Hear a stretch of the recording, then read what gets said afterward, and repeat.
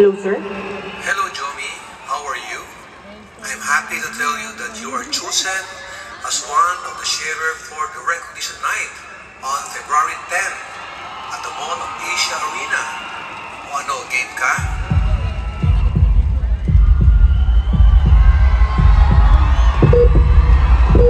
O ano, game ka? It's a mixed emotion because this is really a dream come true. 10, 9, 8, the 65th millionaire! As you all know, I'm just a small-time provinciana dreamer. 66 million, the 67th millionaire circle of elite empire! 5, just cover Kuwait!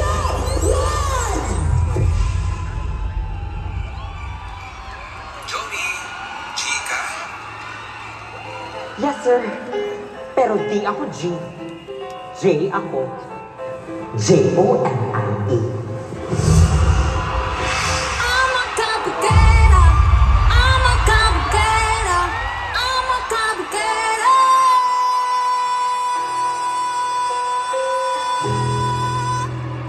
Lalang ka na, ala beauty queen. I am the original Sayutsura, the queen of breaking records in your complex of Muñeca, Jomi Hospital.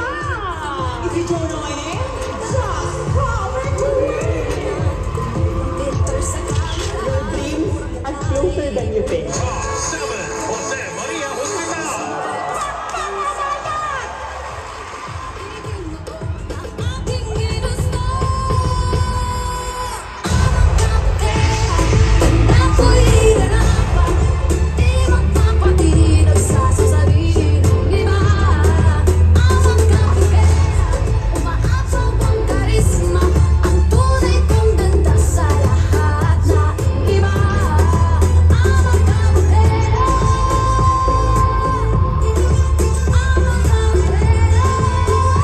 Jose Maria Hospital.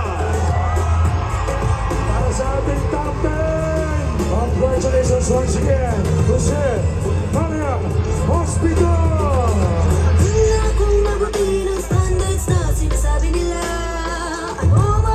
Maria Hospital!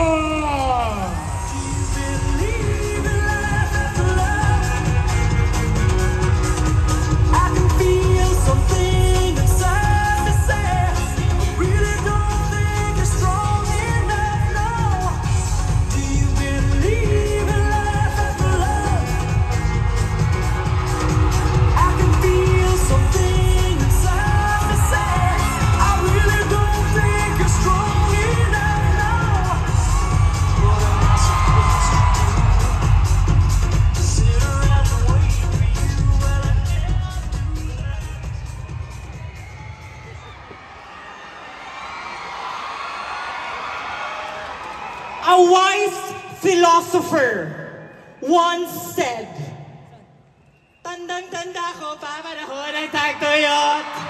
Talagang ito na ako kung saan ba ako susuot.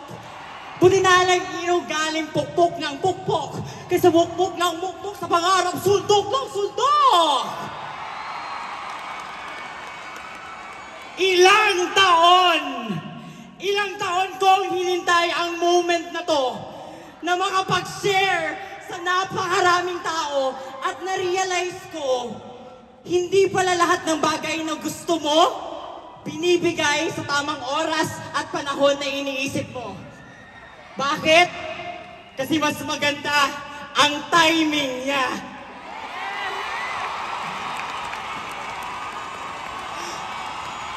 Kaya, kung hindi pa binibigay ngayon ang hinihiling mo, tuks, tuks, tuks, tuks. Oh, kalma. Baby, kalma.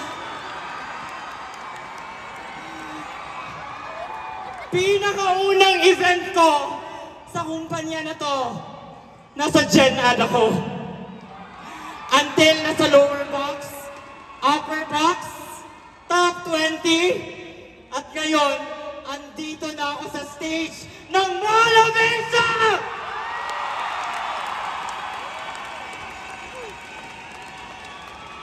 Kaya, hayaan niyo akong magsimula ng isang salita na grabe talaga yung meaning sa akin.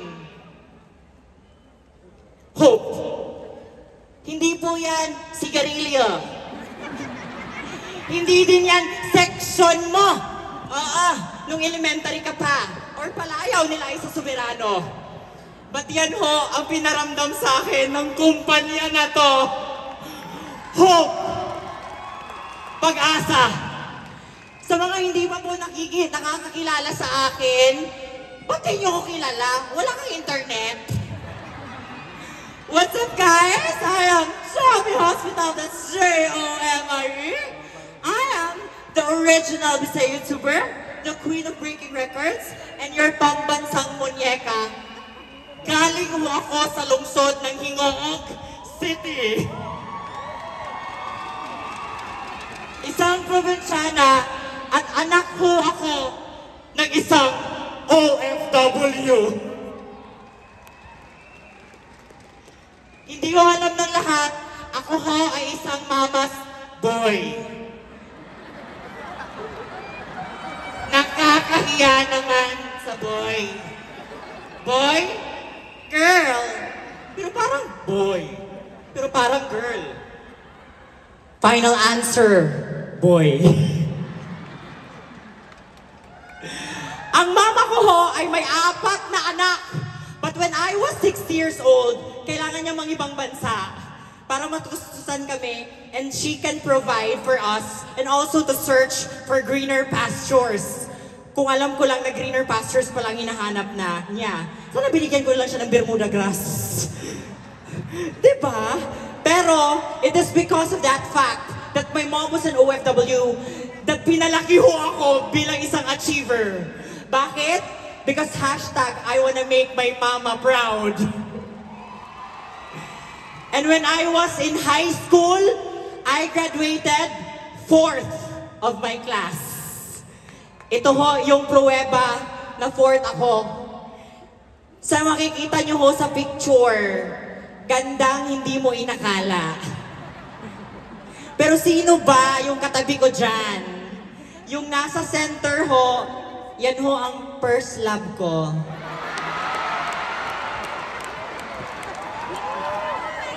Yung katabi naman niya, yan ho ang best friend ko. Good news, pareho ho kami ng crush. Bad news, yung crush namin may ibang crush. Si Feby Cates. So kung nanonood ka, Feby Cates, isa sa mga regret ko talaga, hindi kita nasabunutan sa high school. Char lang! Move on. Nung nag-college po ako, nag-aral ako sa MSU IIT, Mindanao State University, Iligan Institute of Technology. At kurso ko ho, Bachelor of Science in Super Science. Major in Watch Me Whip, Watch Me Nene. Char lang! I graduated Bachelor of Science in Business Administration, major in Business Economics, cum laude.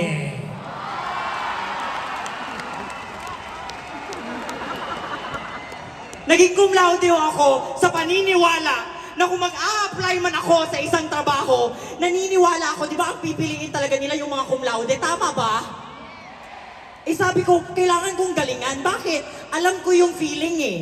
Alam ko yung feeling ng hindi pinipili. Na ginawa mo na ang lahat, hindi ka pa rin pinipili. But during my OJT, I realized, ayoko magtrabaho. I don't wanna be a corporate slave. At dahil doon, nag-decide ho ako na pumasok sa YouTube. Eto na! Dito ako kilala ng mga tao. Kilala nila ako as the Belinda of BJ Serye. Kasama ko ang mga kapatid ko na sila Junalu at Madam Ceci. At andito ho sila ngayon nanonood sa akin. Ate and Abing. Sinipag lang ho kami sa pag-video because we wanna raise the humor ng mga Bisaya. Sino dito yung mga Bisaya? And I'm so proud that after 6 years of doing YouTube, I am the only Bisaya YouTuber with 100 million views and counting. Para sa mga Bisaya, para po sa inyo to. But at that time, it doesn't mean ako may 1 million views ka, may 1 million pesos ka. I had a blueprint kung paano ako sisikat, pero wala ho akong blueprint kung paano ako yayaman. Nabago ho ang lahat when I met this angel year 2019. Siya ho ang nag-introduce sa akin sa negosyo. Wala ho akong idea. First business ko po ito. I only have 12 pesos in my bank account at that time. Pero sabi ko sa sarili ko, Jomi, wala ka nang pera, wala ka pang paraan. Ano na lang magiging buhay mo niyan? So hinanapan ko po ng paraan. In 1 week, nag-join ho talaga ako agad-agad. And the rest is history. Dito, sa journey ko sa network marketing, ang dami kong natutunan. Dito ako naka-experience. Nadadaan ka. Tapos sisigawan ka ng power! Hindi naman ako switch. Tapos mag-offer ka, magpapakapi ka, hindi mag-join. Sabi nila, gusto ko mag-join. Tapos last minute, hindi tutuloy. So nag-expect ka. Pero dito sa network marketing, ang dami kong natutunan. Dito ko na-realize to see the good in everything. Na makita ang yes sa bawat no. Ang stay sa bawat go. Ang high sa bawat low. Dito ko nakita at natutunan to always do my best in everything. Kasi sabi sa akin ng mentor ko, tignan mo ang own mo na lane, own pace, own race. I am in competition with no one because I have no desire to be better than anyone else. I just want to be better than who I was yesterday. Sabi sa akin ng creator of legends, ang pagiging masaya, inuugali. And with that happiness, sabi sa akin ni Empress, send it with love and light. At yun yung naging guiding principle ko. 2 tao na humubog sa akin sa industriya na to. Sila ang nagpakita sa akin kung gaano ka-importante ang kultura at ang community na nasan ka. Because behind every successful person is an amazing support system. Elite's Empire. Salamat! Maraming salamat. And with that, tumuloy ho ako sa negosyo. And I'm so proud to say that after 7 months, I hit my first million. After 1 year, nalabas ko na ho yung pinakauna kong sasakyan. Before ako nag-empowered consumerism, hindi ako marunong mag-drive, girl. Pero pinakaunang sasakyan was a sports car. Dito din ako naka-experience ng 1 million check. At dati, pinifeel ko lang na ako na yung next. Kaya kung ramdam mo na kung ikaw na next ngayon, isigaw mo!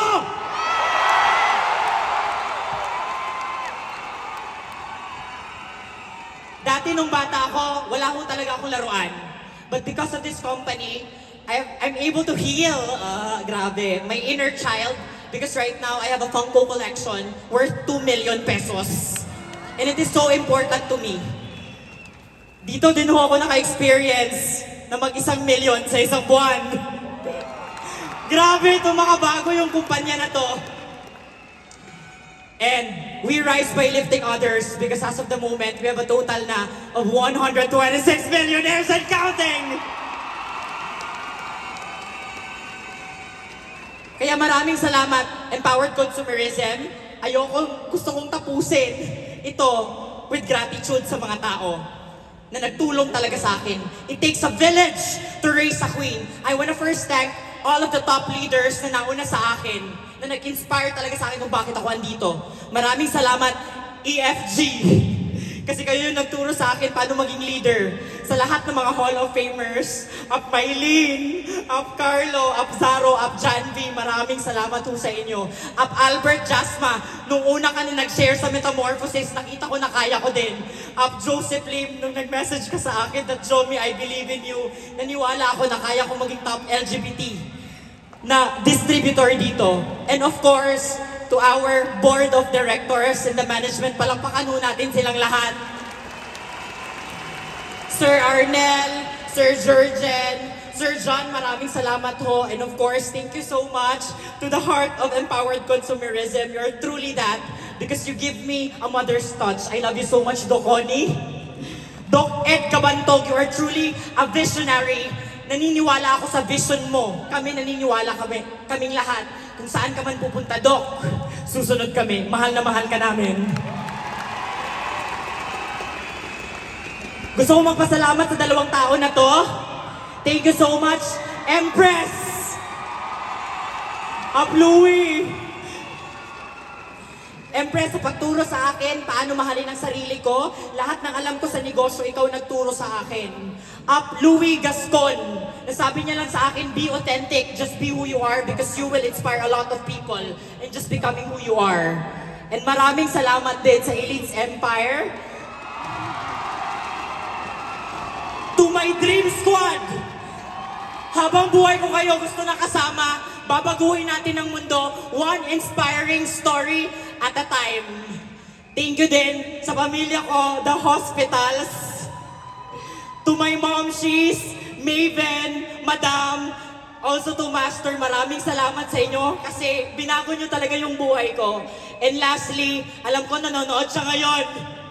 Mama, I am here!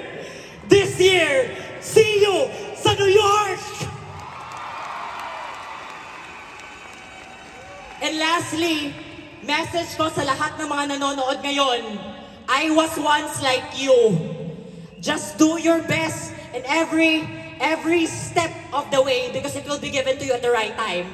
Hindi importante kung ano mang nangyari sa'yo. Bakit? Because your past is just a reference. It's not your residence. Because your residence is your address, Lainsad.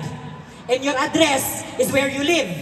And where you live is you live happily ever after. So if it's not yet happy, it's not yet the end. And if you feel that your life is sinking, group yourselves into 4. Because at the end of the day is the letter Y. And after you live, you die. And your relatives will cry. But before you say goodbye, do your best despite the cry. Because the price is the lagay. Lagay na makamahay. Lagay na malamiay. Lagay ng iyong buhay. Buhay na hayay na sa kumpanya na to sa iyo maibibigay. Munang way mahayay, gugmalangbay. Kung sa English pa, sabay-sabay tayo. No regrets. To God be all the